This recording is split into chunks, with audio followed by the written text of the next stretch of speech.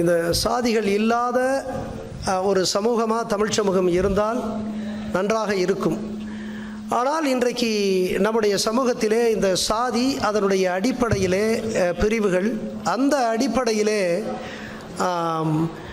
பல்வேறு வகையான இழிவுகளெல்லாம் தாங்கி இருக்கக்கூடிய சூழலில்தான் வறுமை, ஏழ்மை, தீண்டாமை போன்ற அந்த கொடுமைகளெல்லாம் இருக்கக்கூடிய சூழலில்தான் இந்த இடஒதுக்கீடே வந்தது. அதுதான் நம்ம சோஷியலி அண்ட் எஜுகேஷனலி பேக்வேர்டு என்று சொல்லுவோம். எனவே அந்த அடிப்படையில் பார்க்கிற பொழுது இந்த சாதிகளை பற்றிய விவரம் நமக்கு தேவைப்படுகிறது.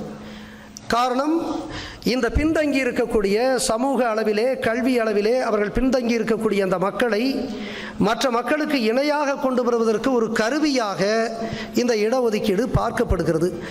அந்த இடஒதுக்கீடை மிகச்சரியாக செய்வதற்கு சமூகங்களிலே இருக்கக்கூடிய சாதிகளினுடைய அளவுகள், எண்ணிக்கை, மக்கள் தொகை கண்டறிந்தால்தான் அது விஞ்ஞானபூர்வமாக இருக்கும் என்று நம்பப்படுகிறது. அந்த அடிப்படையிலே தான் இந்த சாதிகள் கணக்கெடுப்பை கூட அரசு எடுக்க எத்தனிக்கலாம்.